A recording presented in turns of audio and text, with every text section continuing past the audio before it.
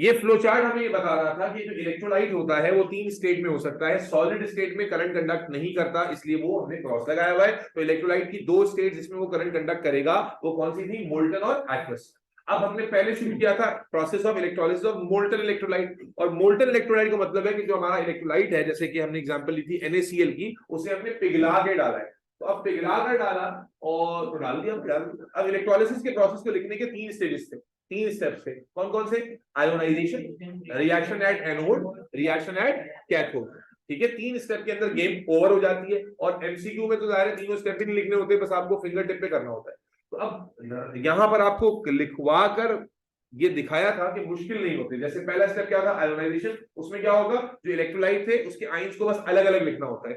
Na अलग, Cl अलग कर दिया था, यही चीज हमने की थी। उसके बाद जो नेगेटिव आयन था वो कहां जाता था? पॉजिटिव इलेक्ट्रोड पर। Which was the positive electrode? Anode. तो आपने क्या देखा था कि नेगेटिव आयन, जैसे क्लोराइड आयन नेगेटिव आयन है, वो कहां जाएगा? एनोड पर। और क्योंकि क्लोराइड ने डिस्चार्ज होना है, क्लोरीन बनना है, तो क्लोरीन हमारे पास किस फॉर्म में होती है? डायटोमिक। तो उसके लिए हम लोगों ने 2Cl की इक्वेशन लिखी थी कि 2Cl जाएंगे, 2 इलेक्ट्रॉन लूज करेंगे और क्या बना लेंगे? Cl2। क्योंकि यहाँ इलेक्ट्रॉन लूज हो रहे हैं तो हमने लिखा है यहाँ क्या हुई है? ऑक्सीडेशन हुई है।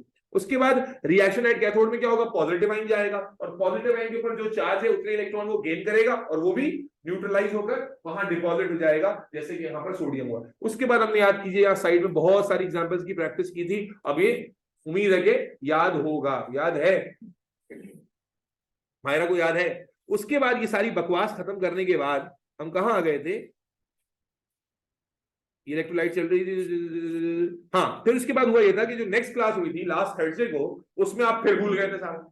तो फिर आधी क्लास में हमने फिर से रिवीजन किया था कि भाई मोल्टन इलेक्ट्रोलिसिस कैसे होती है। याद है? BaI2 से शुरू किया कि भाई BaI2 अगर कोई भी कंपाउंड आ जाए तो आपको सिर्फ चार्ज पता होना चाहिए। जैसे बेरियम, ये मैंने लिख दिया था चार्ज, बेरियम पे कितना चार्ज है? +2। आयोडाइड पे कितना चार्ज है? -1। तो फिर से हमने लास्ट थर्सडे में रिपीट किया था कि भाई कैसे करना होता है। और फिर रिकॉल जब हो गया था, एक्वस स्टार्ट किया था, तो दोबारा से फिर वही बकवास शुरू हो गई कि भाई आयंस क्या हो जाते हैं? अलग अलग। ये बेरियम का +2 अलग हो गया और आई का -1 अलग हो गया, क्योंकि आई 2 थे तो यहाँ 2I लिख दिया आपने। यही कॉन्सेप्ट पढ़ा था। उसके बाद एनोड पर कौन जाता है? Negative ion. नेगेटिव आयन कहां जाते हैं? एनोड पर। कितना चार्ज है? -1 का चार्ज है। 2 आयोडाइड क्यों जाएंगे? क्योंकि I2 बनाना है। तो 2 आयोडाइड जाके कितने इलेक्ट्रॉन लूज करेंगे? 2, और I2 बना लेंगे। कैथोड पे कौन जाएगा? बेरियम। बेरियम पे कितना चार्ज था? +2। तो +2 तक कितने जाके इलेक्ट्रॉन गेन करेगा? 2। क्या बन जाएगा? Barium metal. और इस तरह मैंने आपको वो एग्जांपल दी थी जो आपके सिलेबस से भी बाहर है, और सब पे आइडिया वही लग रहा था जो आइडिया हमने पहले से डिस्कस किया हुआ है। ये सिर्फ कराने का मकसद था आपको ये कॉन्फिडेंस दे देना कि भाई ये बात इलेक्ट्रोलिसिस में हर हर दफा एक ही तरह से होगी, कोई डिफरेंट कॉन्सेप्ट नहीं होता। उसके बाद फिर आखिर में तुम लोगों को एमसीक्यू ट्रिक बताई थी। एमसीक्यू ट्रिक क्या थी कि अगर डायरेक्टली पूछेगा कि भाई फला कंपाउंड की इलेक्ट्रोलिसिस हो रही है, बताइए प्रोडक्ट क्या है, तो Ca का निमोनिक है कि पहला पार्ट जो है वो हमें कैथोड में मिलेगा और दूसरा पार्ट कहां मिलेगा? एनोड पर। ये बात समझा लेने के बाद हमने हेडिंग लगाई थी दूसरे स्टेट की, इलेक्ट्रोलिसिस ऑफ एक्वस इलेक्ट्रोलाइट। और यहां मैं तुम लोगों को समझाया था कि एक्वस इलेक्ट्रोलाइट और मोल्टन में क्या डिफरेंस आ जाता है कि एक्वस में इलेक्ट्रोलाइट के साथ हमने वाटर भी डाल दिया, तो इसीलिए हमने लिखा हुआ है कि इलेक्ट्रोलाइट में क्या ऐड हो गया? वाटर। और जब वाटर ऐड किया तो दो तरह से ऐड हो सकता है, या तो बहुत ज्यादा डाल दिया तो we call it dilute aqueous या सिंपल एक्वस, और अगर वाटर बहुत ज्यादा नहीं डाला लेकिन डाला है तो we call it concentrated aqueous. ठीक है जी। और हम पढ़ चुके थे डाइल्यूट एक्वस। जरा रिपीट कर देते हैं कि जब वाटर हम डाल देते हैं बेटा तो सिचुएशन में क्या चेंज आता है। जैसे NaCl मोल्टन हम पढ़ रहे थे तो सिर्फ Na और Cl था, लेकिन जब हमने वाटर डाल दिया जैद भाई तो Na के साथ H आइन भी आ गया। भाई वाटर में कौन से आइंस होते हैं? H और OH। तो कॉन्सेप्ट जो समझा था वो क्या था कि वाटर डालने से सिर्फ क्या हुआ? कंपटीशन पैदा हो गया। की बात हुई थी। वाटर डालने से क्या पैदा हो गया? कंपटीशन। Na आइन किसके साथ कॉम्पीट कर रहे हैं? H आइन के साथ। और Cl आइन किसके साथ कॉम्पीट कर रहे हैं? OH आइन के साथ।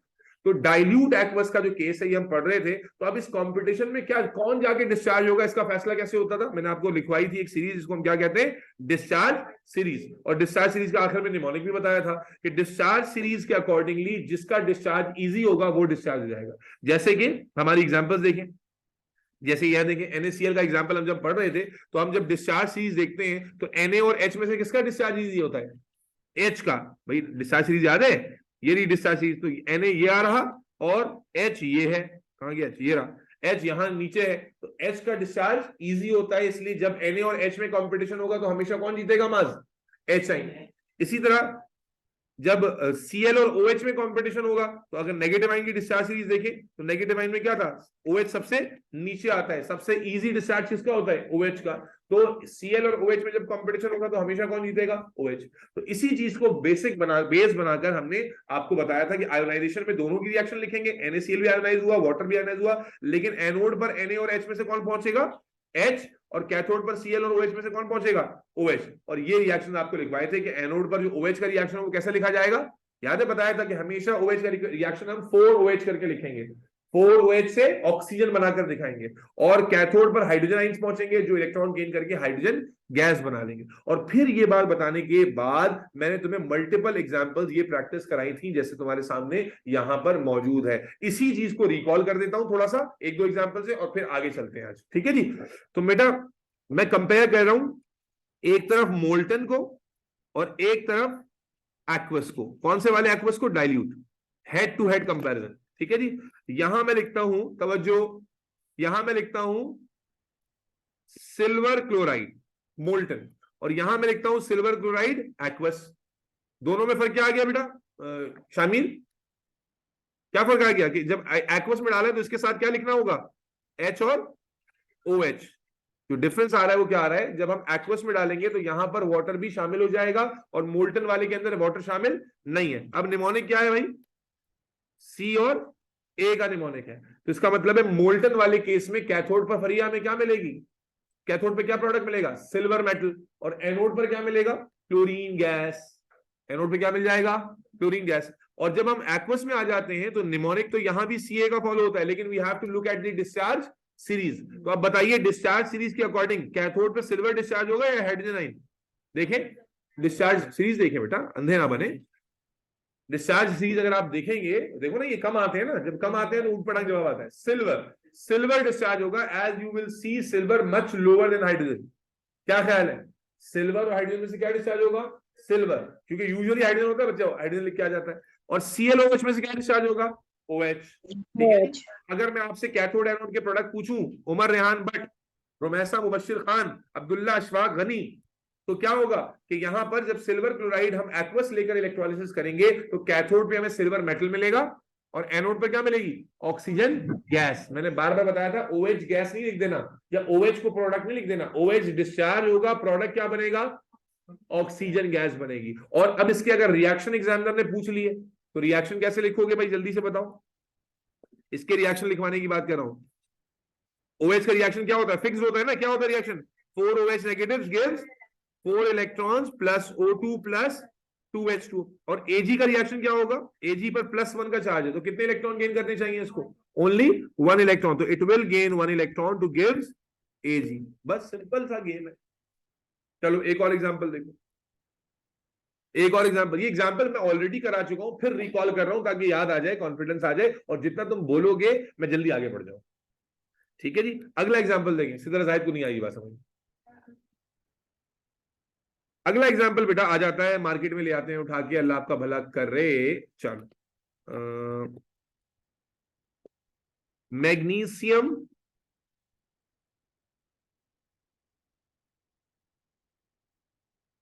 ब्रोमाइड, MgBr2 मोल्टन, और दूसरी तरफ MgBr2, अरे कंप्लीट तो कर दो, एक्वस। 1 घंटे से बैठे हुए थे तो एनर्जी किधर चली गई है, थोड़ी एनर्जी तो लेकर आओ। MgBr2 एक्वस, मेरे बच्चे जब एक्वस की स्टेट होती है तो क्या फर्क हो जाता है, जल्दी बताओ, क्या नहीं क्या लिख देंगे इसके नीचे, H और OH, वेरी गुड, कम से कम इतनी एनर्जी तो चाहिए चाहिए, H और OH लिख देंगे, ठीक है जी। निमोनिक क्या है, Ca का निमोनिक है, तो यहां पर मोल्टन वाले में कैथोड पे क्या मिलेगा, मैग्नीशियम मेटल, और एनोड पर ब्रोमीन गैस। जब यहां आ जाएंगे निमोनिक तो यहां भी Ca का ही है, लेकिन क्या फॉलो होगी, डिस्चार्ज सीरीज। कंपटीशन कौन जीतेगा, कौन बताएगा, डिस्चार्ज सीरीज बताएगी। तो डिस्चार्ज सीरीज में किसका डिस्चार्ज दीजिए बेटा, मैं डिस्चार्ज सीरीज देख, मेरी माँ डिस्चार्ज सीरीज देख के बता दो, हाइड्रोजन देख के बताने चल रहा ये, ठीक है। मैग्नीशियम हाइड्रोजन में से किसका डिस्चार्ज इजी है, जल्दी बता दो, कहो ये गलत कह रहे हैं, किसका डिस्चार्ज इजी, हाइड्रोजन का है या नहीं है। तो हाइड्रोजन विल गेट डिस्चार्ज किस फॉर्म में, H2 गैस की फॉर्म में, एंड Br2 और OH में से कौन डिस्चार्ज होगा, OH डिस्चार्ज होगा, ठीक है। तो जब H आयन डिस्चार्ज होता है तो प्रोडक्ट हाइड्रोजन गैस होता है, OH डिस्चार्ज होता है तो प्रोडक्ट ऑक्सीजन गैस होता है। तो अगर मैं कहूं इक्वेशन लिख दो, लिख दोगे, क्या इक्वेशन बनेगी OH की? 4OH gives 4 electrons O2। क्या समझ में आ रहा है? इक्वेशन तो हर बार एक ही ऐसी लिखनी है। और हाइड्रोजन की क्या इक्वेशन होगी? हाइड्रोजन का क्या बनाना होता है? H2। तो H2 बनाने के लिए कितने H चाहिए होंगे? 2H, जो कितने इलेक्ट्रॉन्स गेन करेंगे? 2 electrons to form H2। Zara, Nadeem, Rumaisa, Mubashir, Abdullah, Ashfaq, Fatima, Rehan, Shaina, बात कुछ समझ में आए ना कि नहीं आना है? यहाँ आ रही है ठीक, ये हम ऑलरेडी पढ़ चुके हैं। तीसरी और आखिरी एग्जांपल, फिर आगे चलूंगा। ठीक है, ये सिर्फ तसल्ली के लिए दे रहा हूँ, क्योंकि तुम लोग चेहरे इतने मायूस क्यों है ना कि आदमी का कॉन्फिडेंस ही उड़ जाता है। ठीक है, चले, अल्लाह ताला ने इस क्लास में खास तौर से सारे मायूस कुन फेसलेस एक्सप्रेशन वाले बच्चे इकट्ठा किए हैं ताकि मैं जन्नत में जा सकूं। ठीक है, चले आगे लिखे। अरे भाई, अगला एग्जांपल मेरे बच्चे, कॉपर आयोडाइड, मोल्टन और कॉपर आयोडाइड एक्वस। जब एक्वस की बात आती है शामिर, फौरन से क्या आ जाता है साथ? H और OH आइन आ जाता है। और मोल्टन में नहीं आता। निमोनिक क्या है? Ca का निमोनिक है। मोल्टन में क्या होगा? कॉपर किधर मिलेगी? अरे कॉपर किधर मिलेगा? कैथोड पर। और एनोड पर क्या मिलेगा? Iodine gas. Iodine gas. उसके बाद आ जाए यहां पर भी निमोनिक तो Ca का है, लेकिन चूंकि कॉम्पिटिशन है क्या फॉलो होगी? Discharge series. Discharge series follow होगी। अब बताओ क्या डिस्चार्ज होगा? कॉपर। डिस्चार्ज किसका इजी है? कॉपर का। और आयोडीन और OH में से OH। किसी बच्चे ने मुझसे पूछा था कि क्या नेगेटिव में हमेशा OH डिस्चार्ज होगा? तो यस, जब हम डाइल्यूट एक्वस की बात करेंगे तो हमेशा, क्योंकि OH का डिस्चार्ज सबसे इजी है, तो हमेशा क्या डिस्चार्ज होगा? OH ही डिस्चार्ज होगा।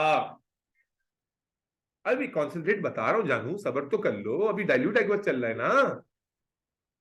ठीक है, तुमने किसी बड़े लेक्चरर के लेक्चर सुन लिए यूट्यूब पे? अच्छा, अच्छा मेरे ही सुने? अच्छा ठीक है। अच्छा, कैथोड एनोड में प्रोडक्ट क्या आ गया? कैथोड पे क्या मिल जाएगा बेटा? कॉपर। एनोड पे क्या मिलेगी? Oxygen gas. अब बताओ इक्वेशन क्या बनेगी? कैथोड की इक्वेशन वही घटिया equation, 4OH gives 4 electron, O2 और 2H2। और कॉपर पे चार्ज होता है +2। तो बताइए इक्वेशन क्या बनेगी? कॉपर 2 कितने इलेक्ट्रॉन गेन करेगा? 2 इलेक्ट्रॉन। अरहम वाहिरी। और क्या बना लेगा? कॉपर। अरहम बोलने से आएगा, जब नहीं बोलोगे तो जहन से निकल जाएगा। ठीक है जी, यहां तक हम ऑलरेडी पढ़ चुके हैं पिछली क्लासेस में। ये सारा रिकॉल और रिवीजन था, जिसके लिए आप मुझे जितना शुक्रिया कहें कमी है। आगे चलते हैं। आज का जो पहला टॉपिक है वो है electrolysis of concentrated aqueous solution. इसको लेकर बहुत ज्यादा गलती है, सिर्फ बच्चों में नहीं, पढ़ाने वालों में भी गलती है। और हो सकता है मैं भी गलत पढ़ा रहा हूं, तो जो मैं आपको बता रहा हूं आप मार्किंग स्कीम में चेक कर लीजिएगा। ठीक है जी, तो इसलिए इस टॉपिक को जो अब मैं बताने जा रहा हूं, इसको थोड़ा कान खोल के दिमाग खोल के सुनना है, वरना अगर मेरी बात तुम्हें पूरी समझ में नहीं आई तो तुम भी वही गलती करोगे जो बच्चे करते हैं। बेटा अब हेडिंग बना लेते हैं, इलेक्ट्रोलिसिस ऑफ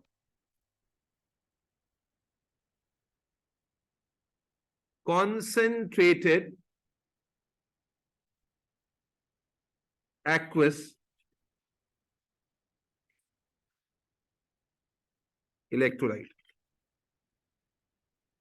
जहन में रखें नए और पुराने बच्चे, अभी भी हम एक्वस ही की बात कर रहे हैं शाइमाना अभी, लेकिन अब सोल्यूशन कैसा हो गया है?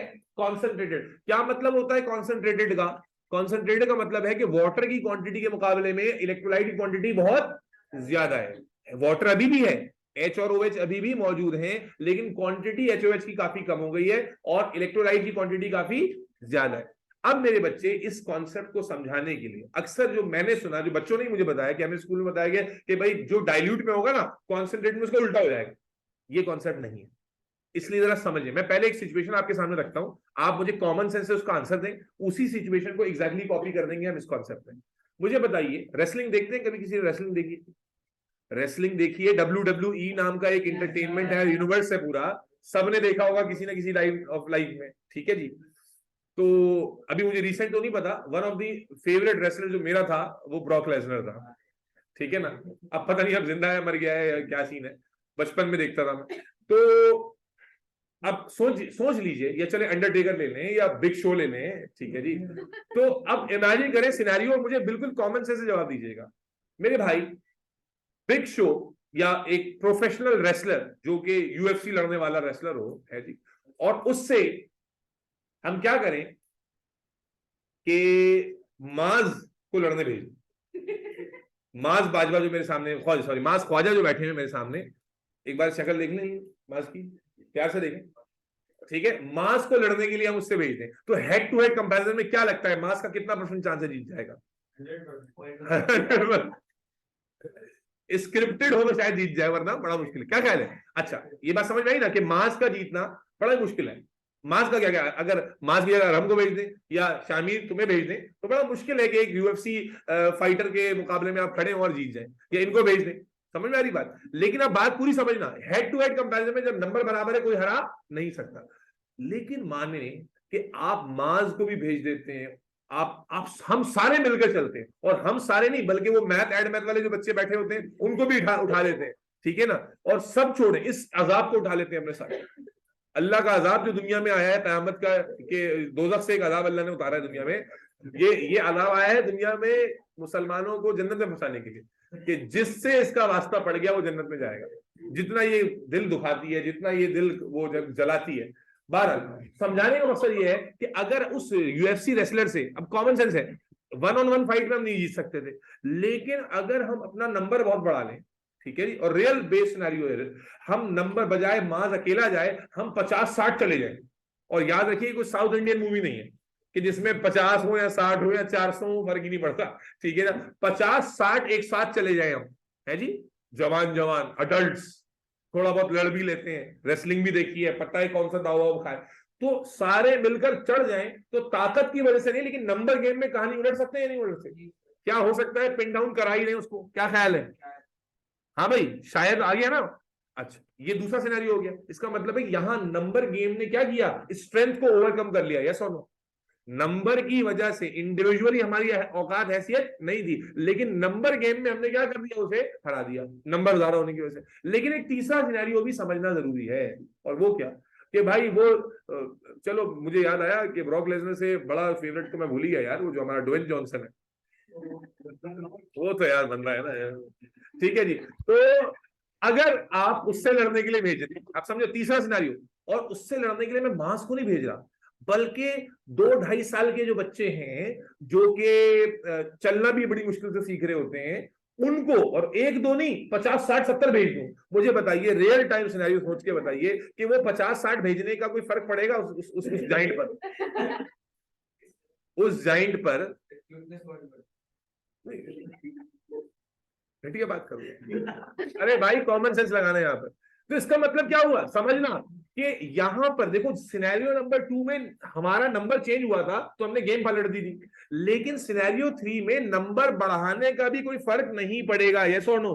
क्यों? क्योंकि जो पोटेंशियल का डिफरेंस है वो बहुत ही ज्यादा है।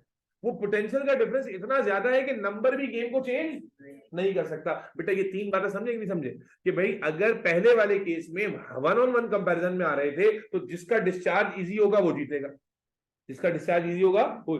लेकिन जब नंबर गेम हम बढ़ाते हैं, नंबर गेम में एक चीज का नंबर इंक्रीज करते हैं, तो सिर्फ नंबर इंक्रीज करने का मतलब ये नहीं कि हमेशा सिचुएशन उल्टी हो जाएगी। डिपेंड करेगा कि एबिलिटी ऑफ डिस्चार्ज में डिफरेंस कितना है। जैसे अगर हम जैसे अडल्ट जाके फाइट कर रहे थे तो हमारी जो डिफरेंसेस था उससे पावर में उतना नहीं था, जिसकी वजह से अगर हमने नंबर बढ़ाया तो हमने गेम को रिवर्ट कर दिया, उल्टा कर दिया। लेकिन छोटा बच्चा बजाय हमसे भी ज्यादा नंबर में हो, लेकिन उसका उतना डिफरेंस इतना ज्यादा, इतना ह्यूज है कि वो नंबर ज्यादा होने के बावजूद भी उस कॉम्पिटिटर को हरा नहीं सकता। जब तुम ये बात समझ गए हो ना, अब मेरी बात सुनो यहां पर। बेटा कॉन्सेंट्रेटेड एक्वस इलेक्ट्रोलाइट में जरा बात बहुत ध्यान सुनना। मान लीजिए मैं 2 एग्जांपल एक साथ दे रहा हूं, NaCl की और लेड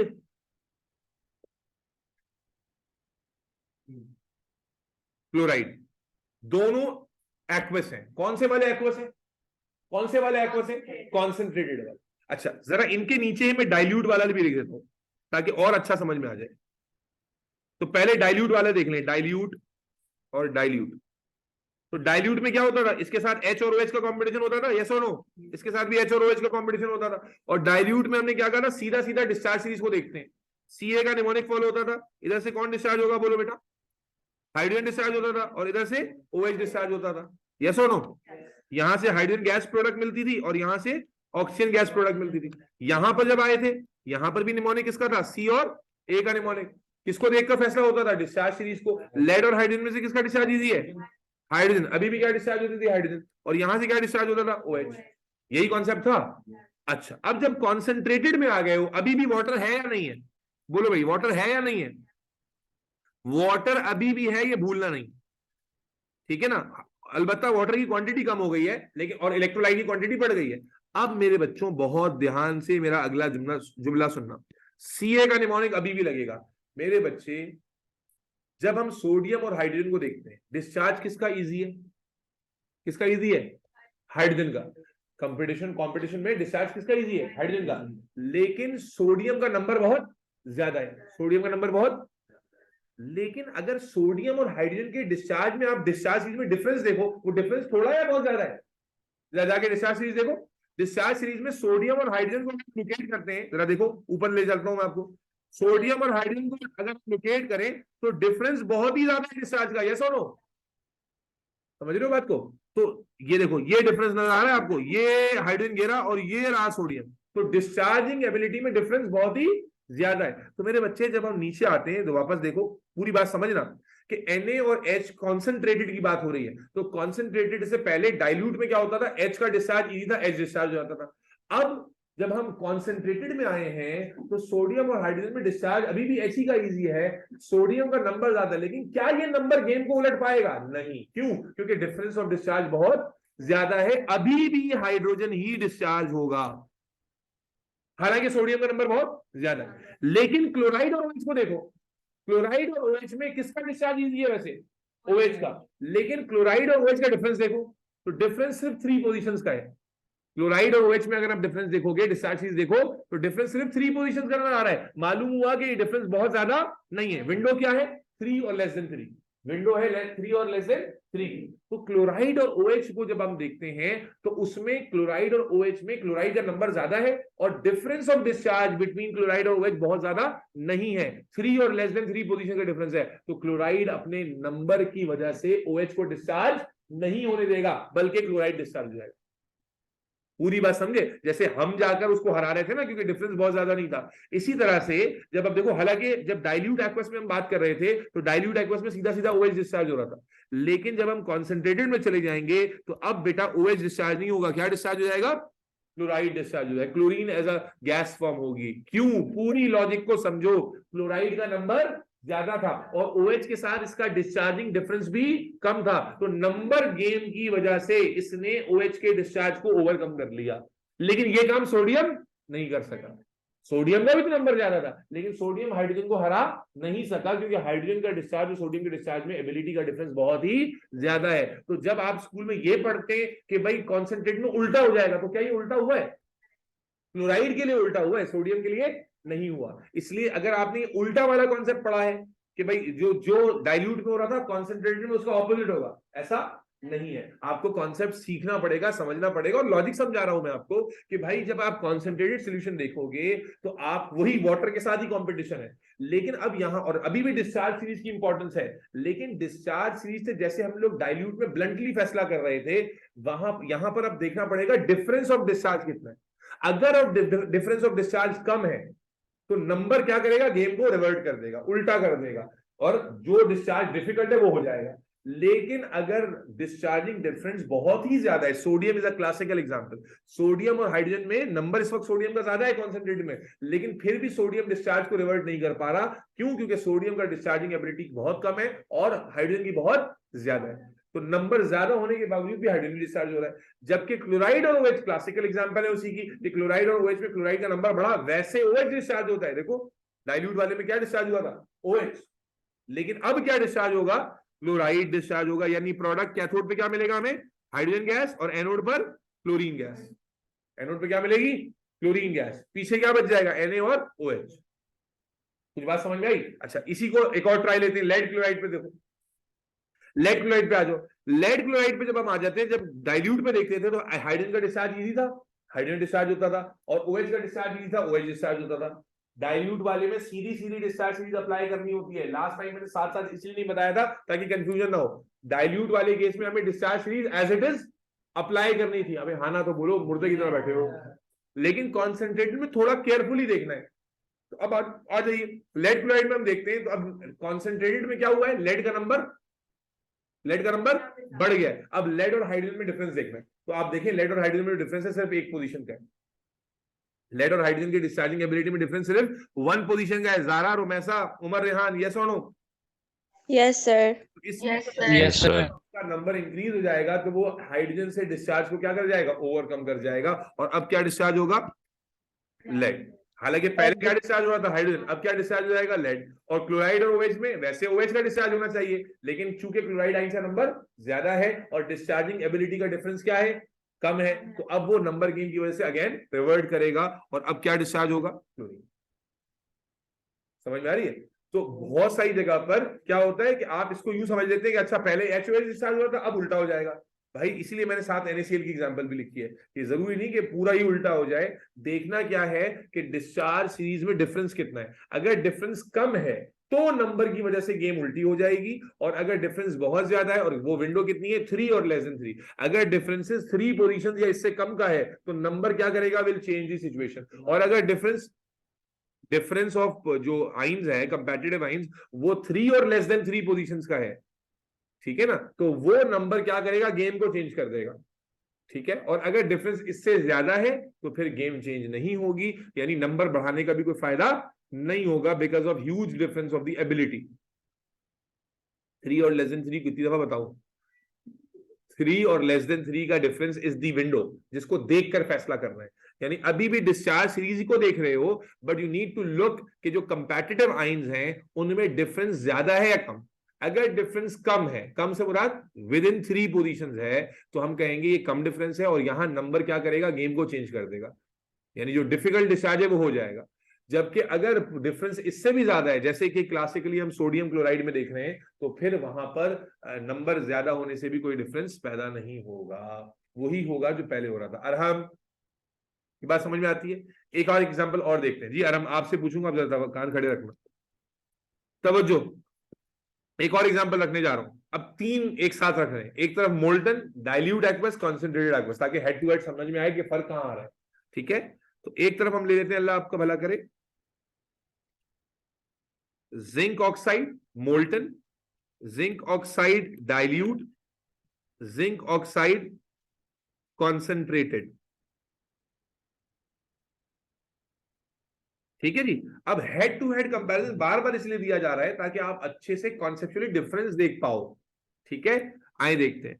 यहां पर कोई कंपटीशन नहीं, Ca का निमोनिक होता है। जिंक कहां मिलेगा, बोलो भाई, जिंक कहां मिलेगा, कैथोड पर, और ऑक्सीजन कहां मिलेगी, एनोड।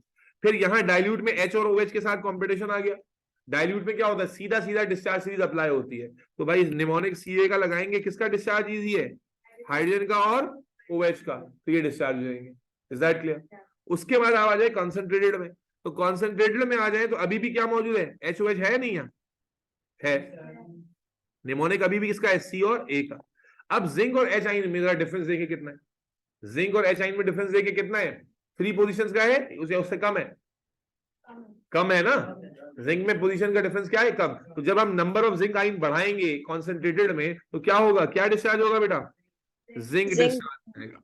और ऑक्सीजन और OH में अगर हम बात करें, तो यहां पर वैसे अभी भी OH ही डिस्चार्ज होगा, क्योंकि ऑक्सीजन मैंने लिस्ट में लिखवाया नहीं है, ऑक्सीजन लिस्ट में है नहीं। और लेकिन इसमें प्रोडक्ट तो चाहे O डिस्चार्ज हो या OH डिस्चार्ज हो, प्रोडक्ट क्या बनेगा, O। अगर O खुद डिस्चार्ज हो जाए या OH डिस्चार्ज हो जाए, प्रोडक्ट क्या होता है, तो इसलिए एग्जाम में प्रोडक्ट पूछता है। तो यहां पर कैथोड पे जो प्रोडक्ट होगा वो जिंक होगा, और एनोड पे जो प्रोडक्ट होगा वो ऑक्सीजन गैस होगी। हालांकि डाइल्यूट में जिंक नहीं बन रहा था। Is that clear?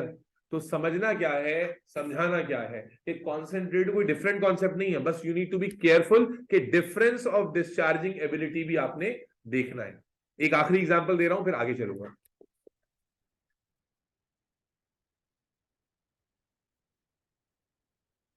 Copper bromide, copper bromide, copper bromide. ठीक है जी। यहां पर इसको, एक मोल्टन है, एक डाइल्यूट और एक कॉन्सेंट्रेटेड है। ठीक है बेटा, अब बताइए मोल्टन में क्या प्रोडक्ट होंगे, कैथोड कहां मिलेगा, कॉपर कहां मिलेगा, कैथोड पर, और ब्रोमीन कहां मिलेगी, एनोड पर। ठीक है, जब आप आ जाओगे डाइल्यूट एक्वस में, तो कंपटीशन हो जाएगा H के साथ, कॉपर और H में से क्या डिस्चार्ज होगा, कॉपर, Pr और OH में से OH।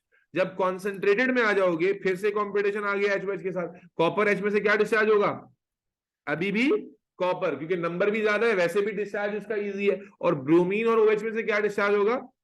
ब्रोमीन। ब्रोमीन।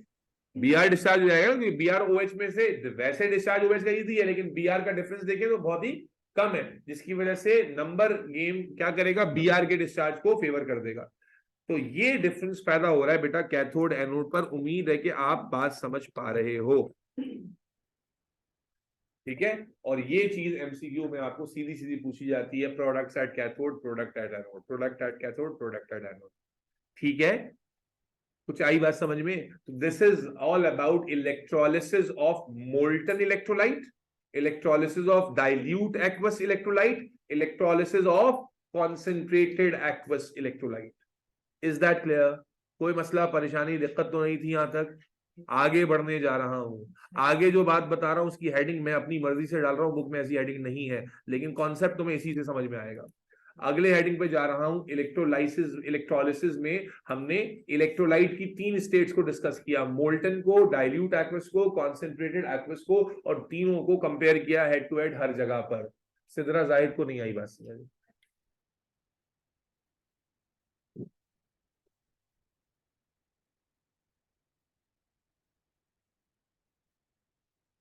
मेरे बच्चे अब हेडिंग बनाइए, case of reactive electrodes. Case of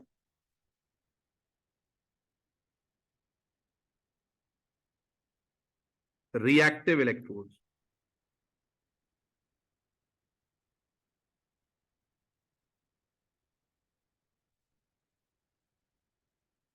sir movie की क्लास संडे को होती है? कितने बजे होती है? हाँ, सैटरडे को स्कूल तो नहीं है किसी का भी? सैटरडे को 7:32 जी, वो तो दोपहर में होती है ना। कितने बजे से होती है? चलो, बहुत जल्दी आपको ग्रुप पे अनाउंसमेंट मिलेगी। मोस्ट लाइकली हम सैटरडे का टाइम चेंज करेंगे और सैटरडे को टाइम जो है वो दोपहर में ले जाएंगे। दोपहर से मुराद 12 बजे ले जाएंगे, 11:30-12 बजे, सब मुबीन की क्लासेस से पहले। अभी यकीन जरा दिल में आ रहा था कि यार, अरे यार ये कैसे बनाते हैं यार आप। अच्छा बेटा, केस ऑफ रिएक्टिव इलेक्ट्रोड। अब मेरी बात गौर से सुनो, मुझे एक बात बताओ, अब तक जितनी इलेक्ट्रोलिसिस हमने पढ़ी, हमने इलेक्ट्रोलाइट पर बेस की या इलेक्ट्रोड पे बेस की? हर जगह किसकी बात हो रही थी? अरे बोलो, इलेक्ट्रोलाइट की बात हो रही थी। कहीं पर यह बात हुई कि कैथोड का क्या मटेरियल है, एनोड का क्या मटेरियल है, वो क्या कर रहा है, या वो कुछ कर भी रहा है या नहीं कर रहा? कुछ भी नहीं कर रहा था। यस और नो? सिर्फ एक कंडक्टर बना हुआ था, ये लो इलेक्ट्रॉन, ये लो इलेक्ट्रॉन, यही कर रहा था ना भाई। तो मेरे बच्चे आप समझना, बात को समझना। अब तक जो इलेक्ट्रोलिसिस हम पढ़ रहे थे उसमें इलेक्ट्रोड्स इनर्ट थे। क्या थे? इनर्ट का मतलब होता है केमिकली नॉन रिएक्टिव। और कौन से मेटल्स हैं? Platinum is one of the most favourite metal, जो कि इनर्ट इलेक्ट्रोड के तौर पे इस्तेमाल होता है। मैंने जानबूझ के इलेक्ट्रोड का कोई जिक्र अब तक नहीं किया, अब कर रहा हूं, अब इलेक्ट्रोड ही की बात करूंगा।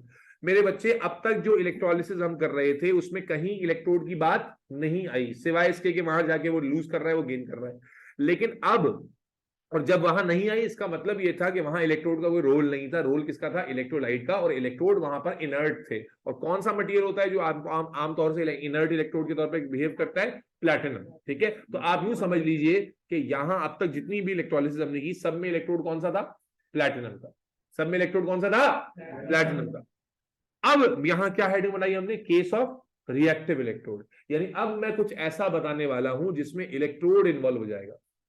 ठीक है जी। अच्छा, यहां पर मैं एक और जुमला कह देता हूं कि जब इलेक्ट्रोलाइट इन्वॉल्व हो रहा था तो इलेक्ट्रोड इन्वॉल्व, अब इलेक्ट्रोड इन्वॉल्व होगा तो इलेक्ट्रोलाइट इन्वॉल्व नहीं होगा। ये सिर्फ बातें मैं इसलिए बता रहा हूं कि कॉन्सेप्ट बन जाए, वरना तो सभी इन्वॉल्व होते हैं, ऐसा नहीं है। लेकिन जो मैं बात बता रहा हूं उससे कभी गलत नहीं होगा, कंफ्यूजन नहीं होगी, और सॉलिड आंसर्स दोगे। क्या कहा मैंने? जब इलेक्ट्रोलाइट की बातें हो रही थी तो इलेक्ट्रोड की कोई बात नहीं थी, क्योंकि वो इन्वॉल्व ही नहीं था। अब जब मैं इलेक्ट्रोड की रिएक्टिविटी पर बात करूंगा तो इलेक्ट्रोलाइट अनचेंज रहेगा, इलेक्ट्रोलाइट अनचेंज रहेगा। Is that clear? अब पहले समझना जरूरी है कि इलेक्ट्रोड रिएक्टिव कब हो जाता है। Listen very carefully. क्यों? क्योंकि इस तरह से बुक में है ही नहीं। बुक में एक अंडर दी टॉपिक आता है, हम उसको, उसके कॉन्सेप्ट को समझ रहे, फिर टॉपिक आपको वैसे ही आ जाएगा, खुद ब खुद ही आ जाएगा। आप खुद ही करेंगे, अभी मैं नहीं कराऊंगा। इलेक्ट्रोड रिएक्टिव कब बनता है? बहुत अच्छे से सुनना होगा। जब इलेक्ट्रोड कौन कौन से थे, कैथोड और जब एनोड का मटेरियल, एनोड का मेटल और इलेक्ट्रोलाइट सेम हो। एनोड अगर कॉपर का है तो इलेक्ट्रोलाइट भी कॉपर का हो, एनोड अगर आयरन का है तो इलेक्ट्रोलाइट भी आयरन का हो, एनोड अगर सिल्वर का है तो इलेक्ट्रोलाइट भी सिल्वर का हो, एनोड अगर आयरन का है तो इलेक्ट्रोलाइट भी आयरन का हो, एनोड अगर जिंक का है, एनोड का जो इलेक्ट्रोड है वो जिंक का बनाया तुमने तो इलेक्ट्रोलाइट भी किसका लो, जिंक का लो। एनोड अगर लेड का है तो इलेक्ट्रोलाइट में भी लेड हो, एनोड अगर मैग्नीशियम का है तो इलेक्ट्रोलाइट में भी क्या हो, मैग्नीशियम हो। तो मेरे बच्चे, हालांकि मैं कैथोड पर भी बात कर सकता हूं लेकिन कैथोड पर डिपेंडेंस नहीं है, कैथोड किसका है कोई फर्क नहीं पड़ता। मान लीजिए कि एनोड और कैथोड दोनों कॉपर के ही हैं, कैथोड पे डिपेंडेंस नहीं, कैथोड कॉपर का हो किसी का भी हो भाड़ में जाए। एनोड पे डिपेंडेंस, किस पे डिपेंडेंस है, एनोड। एनोड यानी जो पॉजिटिव वाला इलेक्ट्रोड है वो जिस मटेरियल का है उसी का अगर सोल्यूशन ले लिया तुमने, इलेक्ट्रोड रिएक्टिव बन जाएगा। इलेक्ट्रोड क्या बन जाएगा, रिएक्टिव। तो समझना ये है कि जब तक इनर्ट था तब तक था, लेकिन अब इलेक्ट्रोड का मटेरियल आ गया, कॉपर का इलेक्ट्रोड और इलेक्ट्रोलाइट भी कॉपर सल्फेट, कॉपर का इलेक्ट्रोड, इलेक्ट्रोलाइट क्या, कॉपर सल्फेट। कौन सा केस बन गया, रिएक्टिव इलेक्ट्रोड का केस बन गया।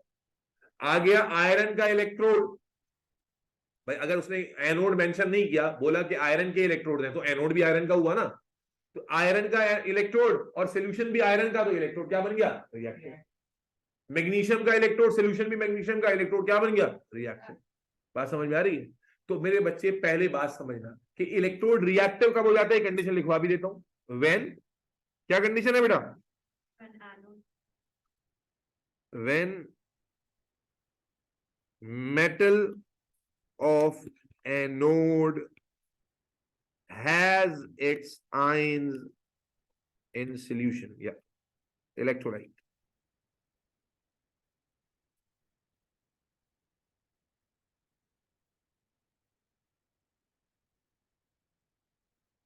जी जारा जमान शाइना, मेरी बात समझ में आई ना।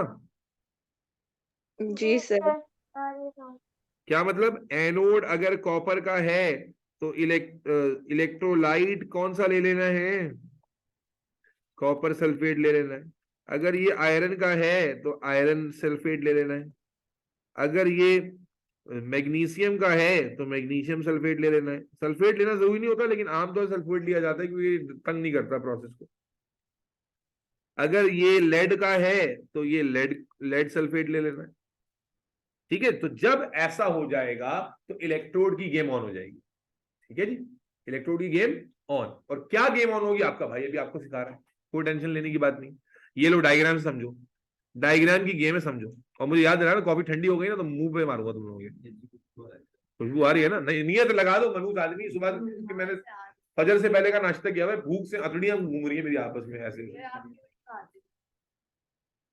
बस यार रिकॉर्डिंग में भी चला गया, अभी बेगम सुन लेंगी ना, बोलेंगे बोल रही थी खाना खा के जाइएगा। अच्छा फिट हो गया।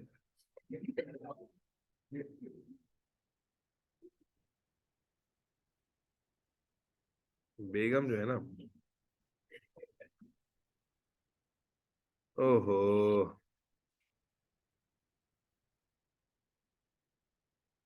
ये सेटअप लगा हुआ है भाई। ये मान लीजिए नेगेटिव इलेक्ट्रोड है, ये पॉजिटिव इलेक्ट्रोड है। ठीक है, तो ये एनोड हो गया। तो मान लीजिए ये कॉपर का है, इसको भी कॉपर का ले सकते हैं, मर्जी है, इस पर डिपेंडेंस नहीं है। कॉपर के अलावा भी ले सकते हो, आयरन का ले लो, किसी का भी ले लो। ये कॉपर का इलेक्ट्रोड ले लिया, एनोड कैथोड दोनों कॉपर का ले लिया। सोल्यूशन किसका ले लिया, कॉपर, अरे बोलो, कॉपर सल्फेट का। अब मेरे बच्चे, जब क्या ये रिएक्टिव इलेक्ट्रोड की डायग्राम बन गई, बोलो, रिएक्टिव इलेक्ट्रोड का केस बन गया मेरे बच्चे। Yes sir. इलेक्ट्रोड रिएक्टिव हो जाए, इलेक्ट्रोलाइट रिमेन्स अनचेंज।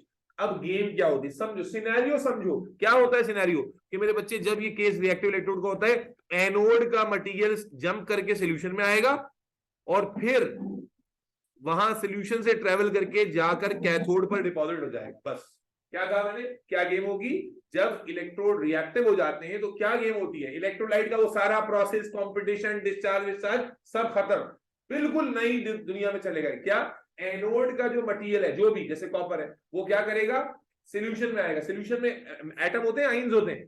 आइन। तो इसका मतलब, और ये इलेक्ट्रोड पे क्या है, एटम्स है, तो इसका मतलब क्या हुआ कि एनोड का एटम आइन में कन्वर्ट होके कहां आएगा, सॉल्यूशन में, और सॉल्यूशन के थ्रू आइंस ट्रेवल करेंगे और ट्रेवल करके वापस जाकर किस में कन्वर्ट हो जाएंगे, एटम में, और इस पर डिपॉजिट हो जाएंगे।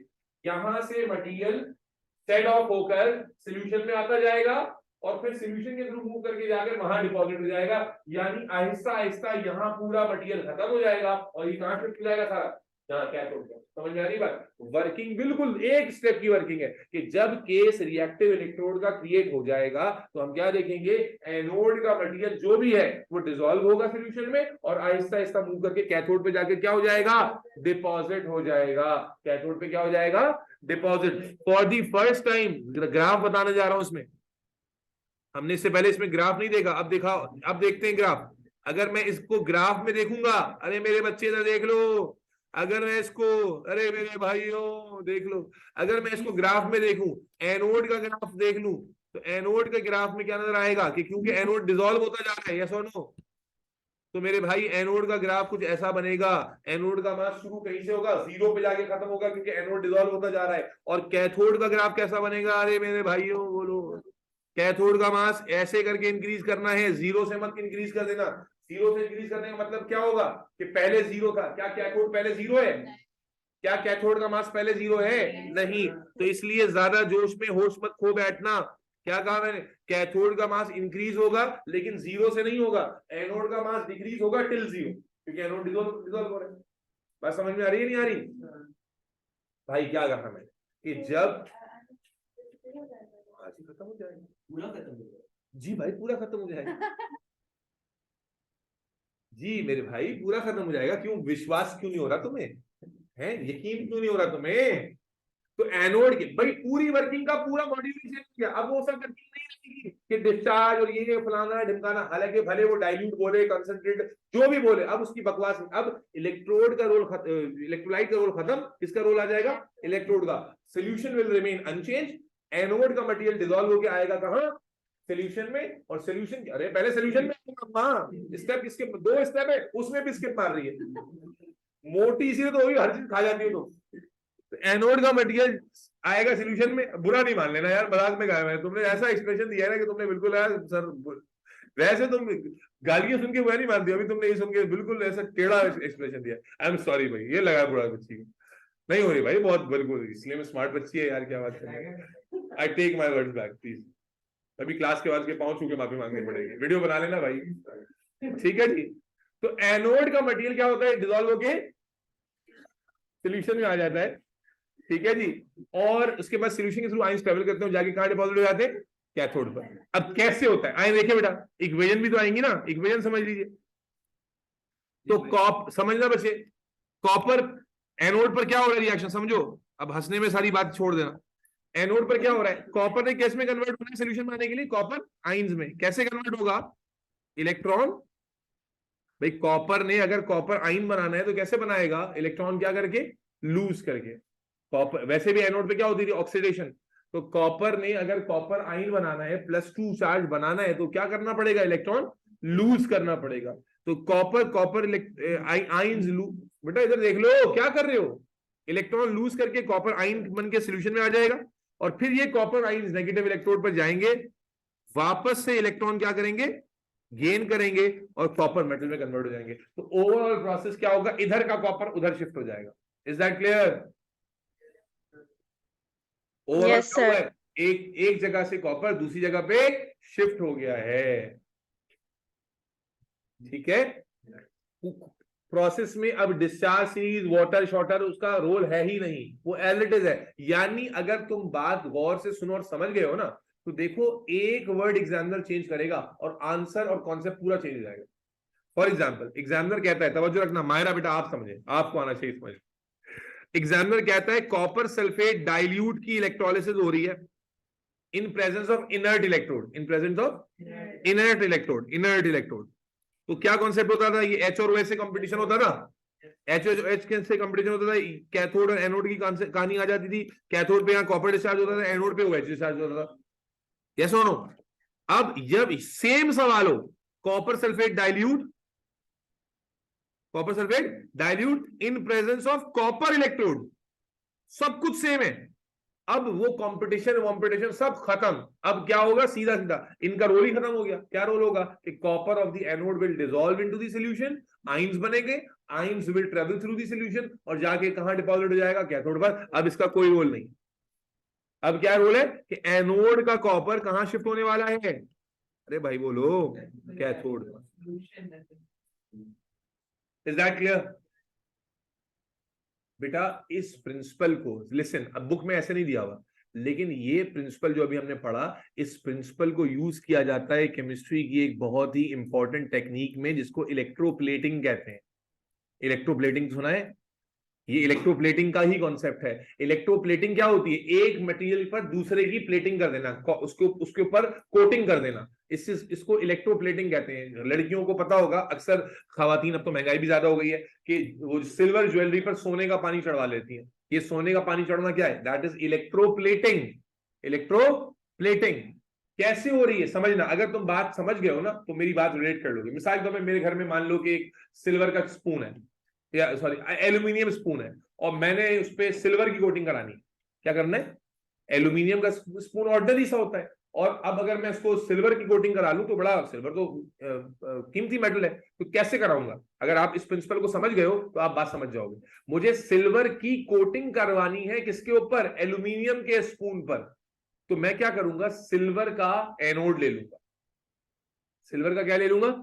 Listen carefully, online offline. Silver का क्या ले लूंगा? एनोड। सोल्यूशन किसका ले लूंगा? सिल्वर का। और स्पून को, जो एल्यूमिनियम का स्पून है, वो कहां लगा दूंगा मैं? कैथोड पर। सोचो, क्योंकि वर्किंग आपको पता है कि यहां से मटेरियल शिफ्ट होकर वहां डिपॉजिट होता है। तो मुझे अगर सिल्वर की कोटिंग करनी है किस पर? एल्यूमिनियम के स्पून पर। तो स्पून को मैं ले लूंगा कैथोड पर, सिल्वर को ले लूंगा कहां पर? एनोड पर। और सोल्यूशन किसका लूंगा? सिल्वर का। तो क्या होगा? इलेक्ट्रोड रिएक्टिव हो जाएगा, सिल्वर यहां से सोल्यूशन में आएगा, सोल्यूशन के थ्रू मूव करके जाकर स्पून के ऊपर जाके डिपॉजिट हो जाएगा, कोटिंग हो जाएगी स्पून। कॉपर ना, क्या नींद में लिखा हुआ तो है सीयू। हाँ, दोनों भी कॉपर के ले सकते हैं, कोई फर्क नहीं। तो बात समझ में आई। लेकिन अगर हम इलेक्ट्रोप्लेटिंग की बात करें, मान लीजिए कि अगर मैं आपसे पूछूं कि भाई मुझे निकल की कोटिंग करनी है, निकल कोटिंग ऑन आयरन स्ट्रिप, एक आयरन स्ट्रिप पर निकल कोट करना है, तो बताइए क्या करूंगा मैं? सेटअप क्या होगा? कौन सा कैथोड पे लूंगा, कौन सा एनोड पे लूंगा मटेरियल, और सोल्यूशन किसका लूंगा? तो आप देखो, कोटिंग किसकी करनी है? निकल की कोटिंग करनी है आयरन पर। तो इसका मतलब है डिसॉल्व किसको होना चाहिए? निकल को। तो जिसको डिसॉल्व होना होता है उसको कहां लेते हैं हम लोग? एनोड पर। तो इसका मतलब इस प्रोसेस में एनोड किसका होगा? बोलो भाई। एनोड निकल का होगा। सोल्यूशन भी किसका होगा? निकल का। निकल सल्फेट ले लेंगे।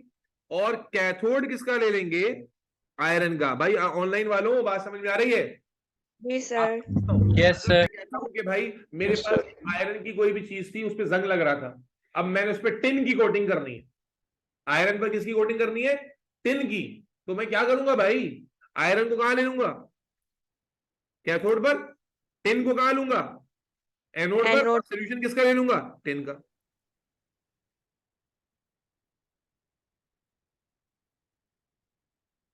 क्या समझे? अरे कुछ समझे कि नहीं समझे? बेसिक सी बात है ना, किसी भी के लिए कर सकते हो।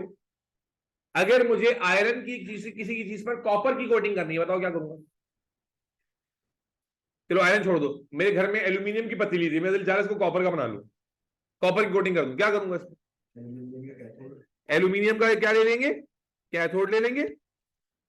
एनोड किसका ले लेंगे? कॉपर का। और इलेक्ट्रोलाइट किसका लेंगे? कॉपर सल्फेट ले लेंगे। तो क्या होगा? कॉपर सोल्यूशन में आएगा डिसॉल्व होकर, और जाकर कहां डिपॉजिट हो जाएगा?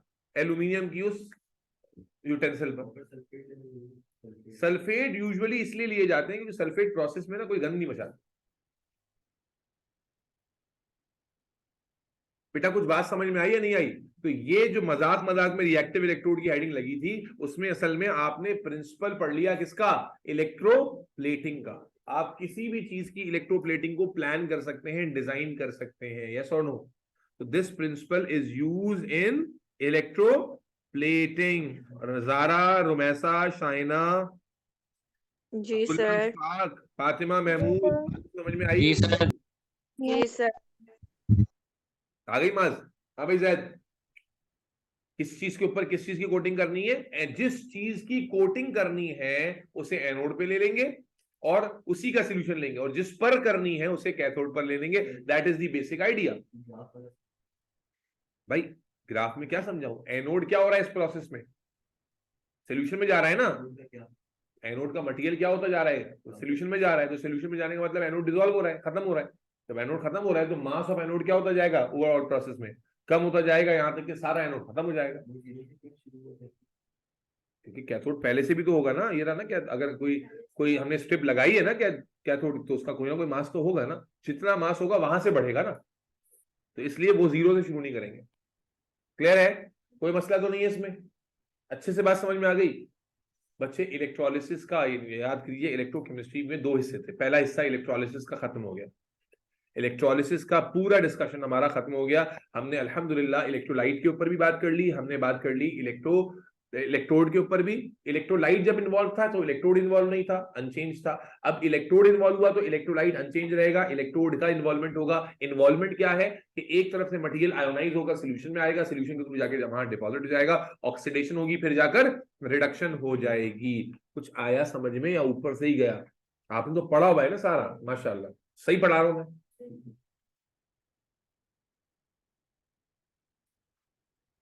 लास्ट बट नॉट लीस्ट हम आ रहे हैं अब दूसरे प्रोसेस में, जो कि याद कीजिए आपको बताया था कि इलेक्ट्रिकल एनर्जी आ रही है केमिकल एनर्जी में कन्वर्ट होगी। अब उल्टा जा रहे हैं, केमिकल एनर्जी से इलेक्ट्रिकल एनर्जी। अभी तक हम क्या पढ़ रहे थे, बैटरी लगी हुई थी, बैटरी से करंट आ रहा था और केमिकल चेंज आ रहा था। अब हम उल्टा प्रोसेस करने वाले हैं, तो अब हेडिंग बनाने लगे हैं second half of the chapter की, which is electrochemical cell. Electrochemical electrochemical electrochemical cell. मेरे बच्चे इसकी वर्किंग अगर आप थोड़ा सा ध्यान दे दें तो अगले 5 मिनट में ही खत्म हो जाएगी, क्योंकि इसकी वर्किंग का मॉड्यूल समझना है आपने। जितनी बातें मैं आपको बताऊंगा, जैसे अभी इलेक्ट्रोप्लेटिंग में समझाता लिख लिख कर तो समझना मुश्किल होता, अभी प्रिंसिपल समझा तो इलेक्ट्रोप्लेटिंग खुद ही समझ में आ गई ना, आ गई ना बहन जी। अब इलेक्ट्रोकेमिकल सेल किसे कहते हैं, जो बैटरी है भाई, रिमोट में बैटरी लगा रहे हो, गाड़ी में बैटरी लगी हुई है, क्या हो रहा है इसमें, केमिकल प्रोसेस चल रहा है अंदर, और उससे क्या प्रोड्यूस हो रहा है, करंट। ठीक है जी, तो बेटा मैं आपको बताने लगा हूं कि ये प्रोसेस कैसे होता है, और अगर जरा सा तुम में शर्म और गैरत है ना, तुम जाके घर पे करके देखो, मुझे गलत साबित करो कि नहीं सर आप बता रहे हैं मुझे समझ नहीं आ रहा, मैंने किया हुआ भी नहीं, आप गलत बता रहे हैं, गलत साइंस पढ़ा रहे हैं। इतना जिगर है, उतना थप्पड़, उतना गट्स भी नहीं है तुम्हारे अंदर। बोले हाँ पढ़ा, ऐसे होता होगा। हालांकि ये चैप्टर में ज्यादा चीजें तुम घर में कर सकते थे, मैंने तुम्हें पिछली क्लास में बताया कि जितना भी माल मठा है वो घर में अवेलेबल है करने के लिए, कर लो घर में आके, कुछ भी नहीं है। महंगाई का महंगाई है, घर में स्क्रैप से करना था, महंगाई है।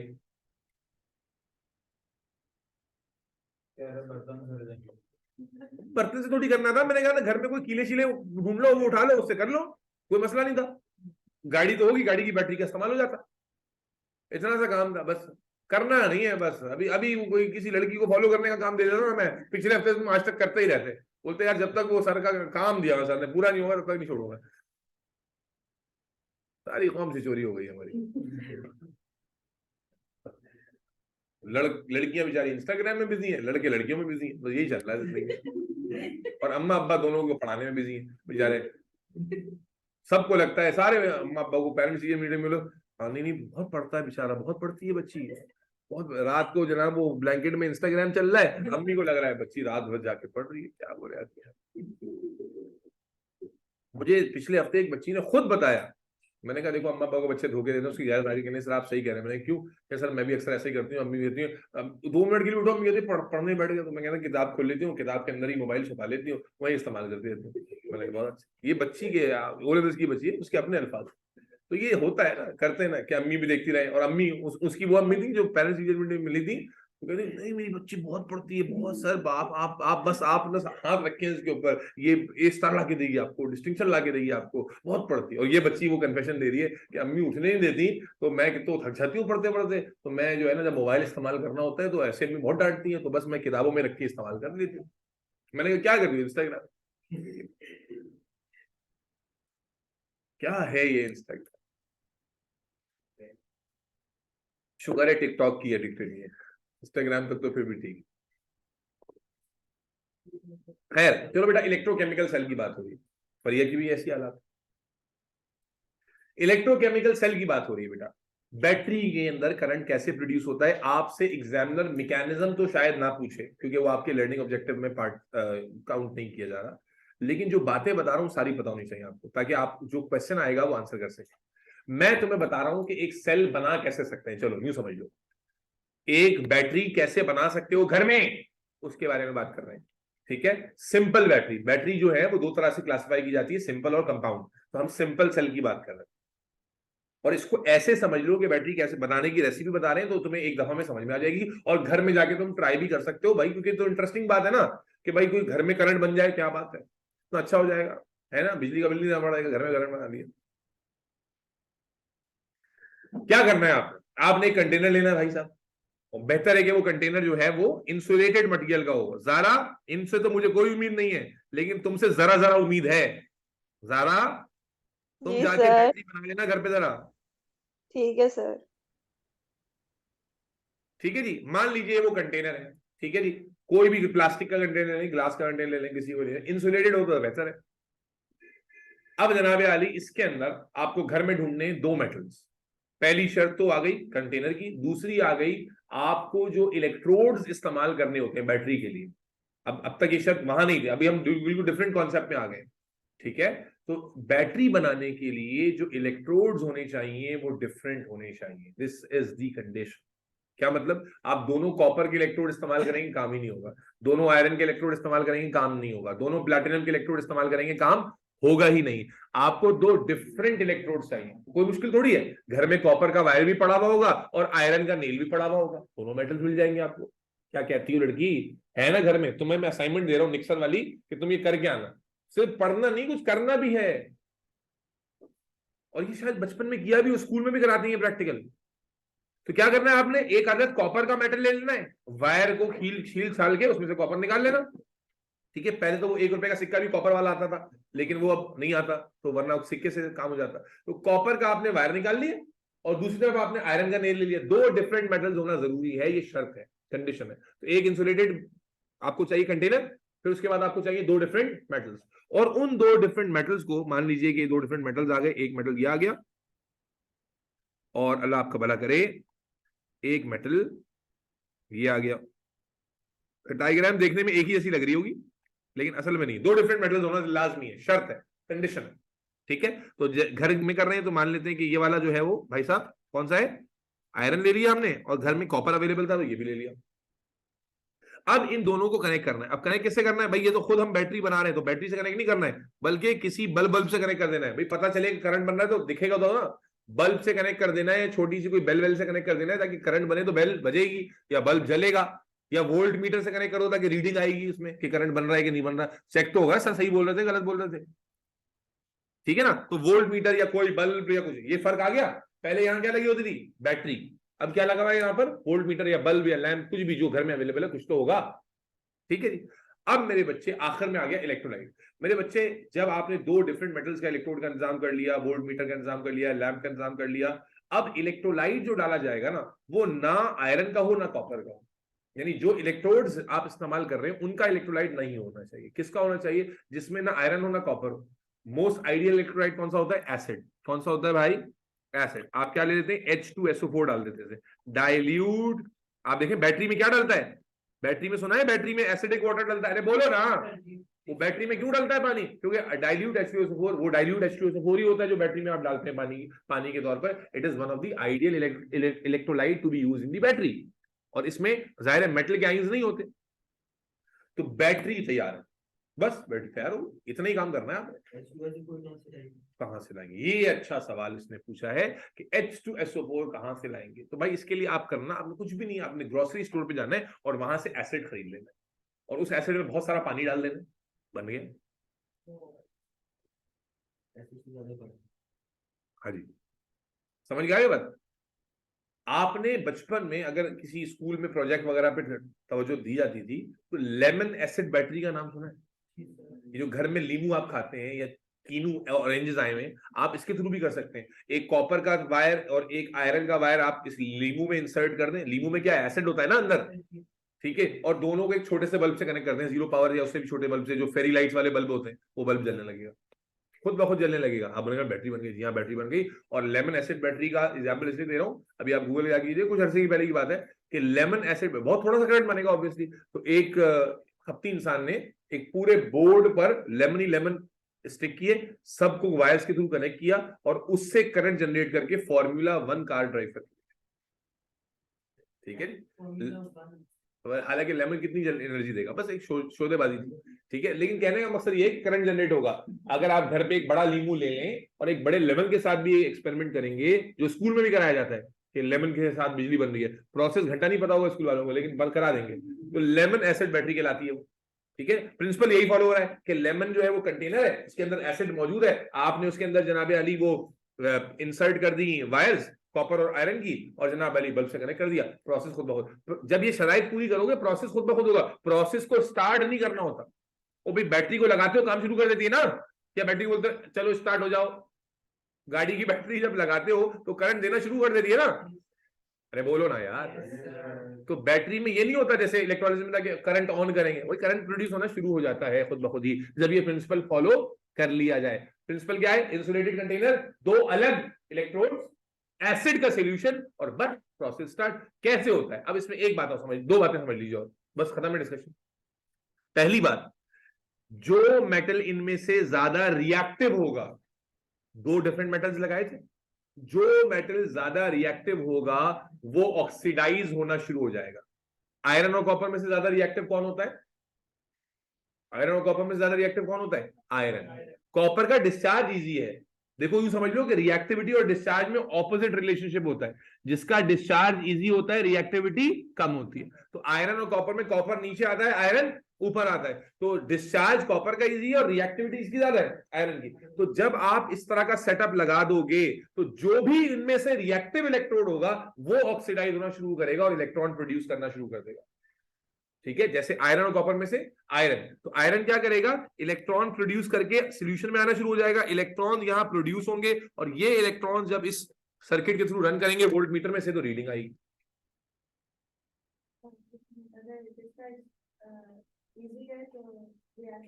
डिस्चार्ज और रिएक्टिविटी में ऑपोजिट रिलेशनशिप होता है, ये बात बोली मैंने। तो डिस्चार्ज आपको पता है, अब रिएक्टिविटी उल्टा कर लीजिए, कॉपर आयरन में से किसका डिस्चार्ज इजी है, कॉपर का, तो रिएक्टिविटी कॉपर की कम होगी, ठीक है। तो अब मैंने क्या बताया कि जब दो सेटअप लगा दोगे तो जो भी रिएक्टिव मेटल होगा प्रोसेस वो कंट्रोल करेगा, वो ऑक्सीडाइज होना शुरू हो जाएगा और इलेक्ट्रॉन क्या करेगा, प्रोड्यूस करेगा। इलेक्ट्रॉन क्या करेगा भाई, प्रोड्यूस। इसीलिए दो डिफरेंट मेटल्स होने चाहिए। अगर मेटल सेम होंगे तो ये ऑक्सीडेशन ऑटोमेटिकली कभी भी शुरू नहीं होगी, आपको डिफरेंस ऑफ रिएक्टिविटी क्रिएट करना होगा। और इसीलिए आखिरी बात, जितना ज्यादा डिफरेंस होगा बैटरी उतनी अच्छी होगी। मिसाल के तौर पर आयरन और कॉपर है और उसकी जगह मैं मैग्नीशियम और कॉपर ले लूं, तो डिफरेंस ज्यादा कहां होगा, आयरन कॉपर में डिफरेंस ज्यादा है, मैग्नीशियम कॉपर में डिफरेंस ज्यादा है। आप रिएक्टिविटी सीरीज में देखें, डिस्चार्ज सीरीज में, तो आपको नजर आएगा मैग्नीशियम और कॉपर का डिफरेंस ज्यादा है। तो आयरन और कॉपर बैटरी के मुकाबले में मैग्नीशियम कॉपर बैटरी ज्यादा एफिशिएंट होगी। मैं फिर जल्दी बता गया, दोबारा बताता हूं। मैंने कहा बैटरी बनाना है, करंट कैसे प्रोड्यूस करना है घर में, इलेक्ट्रोकेमिकल सेल कैसे बनाना है घर में, वर्किंग बता रहा हूं। क्या वर्किंग है, एक कंटेनर चाहिए, दो अलग इलेक्ट्रोड चाहिए, सेम होना से काम नहीं चलेगा। इलेक्ट्रोलाइट कॉमन एसिड, कॉमन नहीं होना चाहिए, किसी का भी एसिड होता है यूजुअली। उसके बाद कनेक्शन आपने कर दिया किसी भी ऐसी चीज से जिसमें आपको सिग्नल पता चल जाए लाइट के, इलेक्ट्रिसिटी बन रही है, बल्ब लगा दिया, लैंप लगा दिया, बेल लगा दी, या वोल्ट मीटर एमीटर लगा दिया, बैटरी नहीं कनेक्ट होगी। बैटरी तो ये खुद है। प्रोसेस शुरू कहां से होगा, जो मोर रिएक्टिव इलेक्ट्रोड है। कौन सा इलेक्ट्रोड मोर रिएक्टिव होगा, जो ज्यादा जो डिस्चार्ज सीरीज के अकॉर्डिंग ऊपर आता है वो मोर रिएक्टिव होगा, ठीक है जी। मोर रिएक्टिव इलेक्ट्रोड क्या करेगा, ऑक्सीडेशन, इलेक्ट्रॉन प्रोड्यूस करेगा, वो इलेक्ट्रॉन जब वायर के थ्रू रन करेंगे करंट दौड़ेगा। Is that clear? Yes sir. जो मोर रिएक्टिव इलेक्ट्रोड होगा वो ऑक्सीडेशन करेगा। जैसे आयरन कॉपर में मोर रिएक्टिव कौन है, आयरन, वो करेगा ऑक्सीडेशन, इलेक्ट्रॉन प्रोड्यूस करेगा। ऑक्सीडेशन क्या होती है, लॉस ऑफ इलेक्ट्रॉन। और इसी जगह अगर मैं सिल्वर कॉपर ले लूं सीधा, तो सिल्वर कॉपर में से कौन ऑक्सीडेशन करेगा, सिल्वर नीचे आता है, कॉपर ऊपर आता है, तो कौन करेगा, कॉपर, क्योंकि सिल्वर का डिस्चार्ज इजी है, रिएक्टिविटी कम है, और आयरन का, कॉपर का डिस्चार्ज उसके मुकाबले में डिफिकल्ट है, रिएक्टिविटी ज्यादा होगी। तो कॉपर और सिल्वर को कंपेयर करें तो कॉपर ऑक्सीडाइज होगा, आयरन और कॉपर को कंपेयर करें तो आयरन ऑक्सीडाइज होगा, जिंक और आयरन को करें तो जिंक ऑक्सीडाइज होगा, जो ऊपर आ रहा है वो ऑक्सीडाइज होगा, ठीक है जी। और वहां से इलेक्ट्रॉन प्रोड्यूस होंगे and that is how battery works. जितना ज्यादा डिफरेंस होगा एबिलिटी ऑफ डिस्चार्ज में, उतना बैटरी अच्छी काम करेगी, ठीक है जी। बात समझ में आती है? इसको नोट किया तुम लोगों ने? नोट किया ऑनलाइन वालों? जी सर। चैप्टर खत्म। अगली क्लास में सैटरडे वाले दिन इंशाल्लाह, मोस्ट लाइकली क्लास हमारी शायद अर्ली होगी, ये मैं टेंटेटिव बता रहा हूं, भी कंफर्म नहीं, ठीक है। तो उस दिन हम लोग यहाँ इस चैप्टर के कॉन्सेप्ट्स के 10-15 सवाल प्रैक्टिस करेंगे और फिर मैं आपको स्टार्ट कराऊंगा एसिड्स, बेसिस एंड सॉल्ट्स।